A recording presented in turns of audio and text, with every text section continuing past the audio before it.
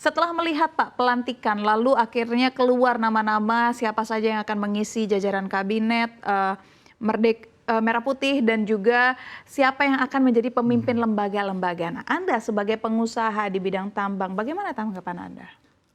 Kami melihat dari sisi positifnya ya, tentu saja jumlah menteri yang banyak ini saya kira itu ranahnya presiden ya, tentu saja yang mungkin melihat kompleksitas dari permasalahan di Indonesia nih yang harus diadres. Dan juga terutama yang fokus ke ekonomi, tentu saja kan isunya sangat sangat kompleks beragam. Jadi dengan banyaknya jumlah menteri dan wakil menteri dan juga jabatan setara menteri, harapan kita dari ekspektasi kita dari pelaku usaha tentu lebih tinggi ya ekspektasinya bahwa pemerintah deliver ya, bisa menyelesaikan diharapkan solusi untuk mempercepat pertumbuhan ekonomi. Jadi kita lihat dari sisi positifnya. Gitu. Oke, diharapkan bisa mempercepat pertumbuhan ekonomi, apalagi yang ditargetkan mencapai 8%. Iya. Oke, ditahan terlebih dahulu. Saya ingin ke Ibu Henry. Bu Henry, bagaimana tanggapannya Bu Henry? Apalagi kalau kita lihat banyak nama-nama yang sebenarnya tidak disangka-sangka. Sosok-sosok yang mungkin pun belum memiliki jabatan apapun sebelumnya di pemerintahan, seperti sosok artis dan lainnya. Bagaimana Anda melihatnya? Kita tentu tidak bisa mengomentari tentang pilihan dari presiden ya, karena pasti presiden punya pertimbangan kenapa menjadi banyak dan kenapa timnya yang itu. Ya, kalau dari tim ekonomi, kenapa terlalu banyak dari tim yang lama, gitu ya. Padahal kalau kita melihat prioritas dari pembangunan ekonomi di Indonesia, tantangan yang dihadapi Pak Prabowo dan juga janji yang disampaikan oleh Pak Prabowo itu beda dengan era waktu Pak Jokowi. Nah, jadi itu mungkin yang menjadi pertanyaan, artinya akan ada pekerjaan rumah yang besar bagi Pak Prabowo karena ini old team, tetapi perlu ada fokus yang baru dan harus ada approach yang baru. Nah, ini yang tidak mudah sehingga jumlah yang banyak yang memang seperti Pak Indra sampaikan bisa jadi ini positif karena akan bisa menyelesaikan masalah lebih cepat. Tetapi juga di sisi lain ini bisa juga akan mempersulit koordinasi karena selama ini kita antar kementerian saja kita ada masalah. Tapi sekarang ada menteri yang wakilnya itu lebih dari 2, itu juga akan ada masalah dalam pembagian pekerjaan, di dalam koordinasi internal dulu sebelum koordinasi dengan kementerian yang lain. Nah, jadi ini menjadi tantangan besar menurut saya, karena besarnya tim, maka guideline itu harus lebih jelas dan lebih detail, sehingga bisa betul-betul memanfaatkan tim yang besar ini untuk menyelesaikan masalah yang lebih besar dan lebih banyak. Tidak justru menjadikan masalah itu semakin kompleks. Jadi ini tantangan yang paling berat.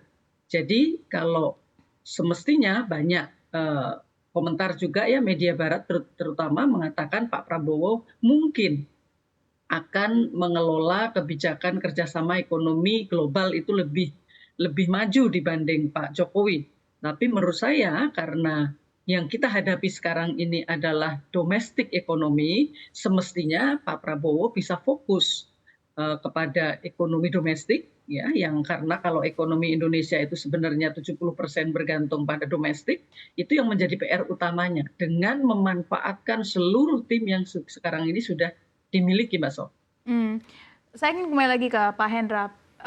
Kita lihat di Kabinet Merah Putih ada nama-nama yang cukup familiar ya Pak ya, yang memang sudah ada di Kabinet Indonesia Maju sebelumnya. Apakah Anda melihat akan ada lompatan besar dalam kebijakan ekonomi, khususnya kebijakan hilirisasi dan investasi, atau mungkin dengan sosok-sosok yang sama ini akan cenderung sama aja Pak? Iya, saya kira yang disampaikan janji politik Pak Prabowo waktu kampanye adalah salah satunya keberlanjutan ya. Jadi kebijakan yang ekonomi yang digagas oleh pendahulu beliau, Pak Jokowi, ini akan dilanjutkan. Terutama yang menjadi priority atau salah satu backbone dari pemerintahan Presiden Jokowi di 10 tahun terakhir, salah satunya adalah di pertambangan, khususnya hilirisasi mineral.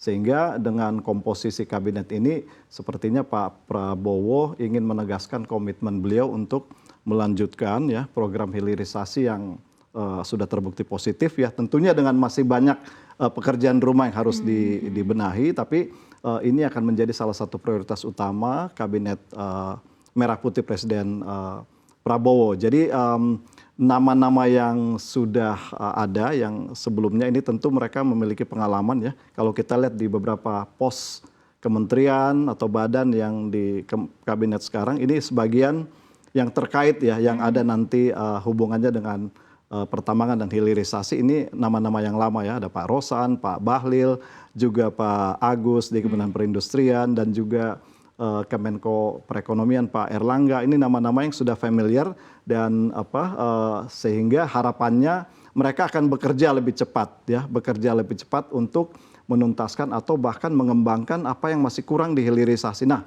kalau kami dari perspektif penambang ya, perusahaan pertambangan, kita sudah menyelesaikan kewajiban ya yang diamanatkan undang-undang, yaitu membuat proyek atau fasilitas pengolahan pemurnian atau lebih dikenal dengan smelter ya.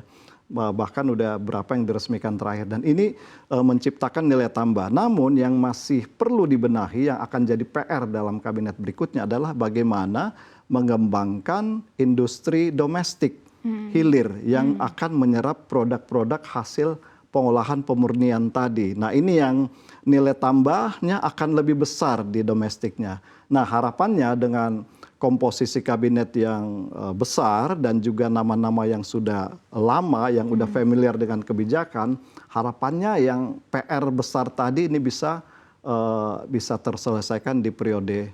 Iya, harapannya agar penyerapan domestik meningkat ya Pak ya? Iya, pembangunan industri hilir ya, yang menyerap produk-produk hasil pengolahan pemurnian mineral itu bisa lebih cepat.